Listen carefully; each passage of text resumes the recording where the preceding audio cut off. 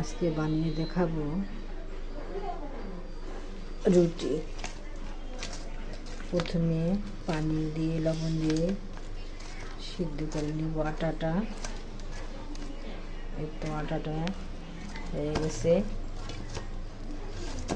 মথা হয়ে গেছে। এখন রুটি বানাবো, যত মথে তত রুটি সফট হয়।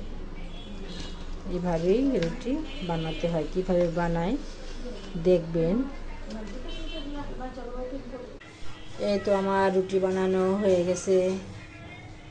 এই যে দেখুন রুটিগুলো কত সুন্দর হয়েছে। এইভাবে সবগুলো রুটি বানিয়ে নিব।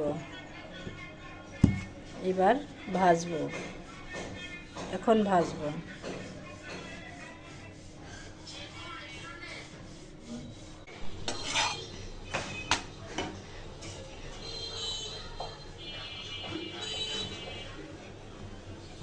এই তো দেখুন আমার রুটিগুলো দুটা ফুলে গেছে।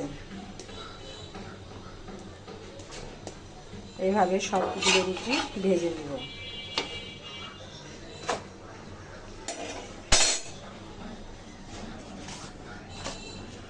এটা দেখুন আমার রুটি হয়ে গেছে। আলহামদুলিল্লাহ, এই তো আমার নাস্তা, সকালের নাস্তা রেডি। এখন পরিবেশন করব। ভালো লাগলে লাইক কমেন্ট করবেন।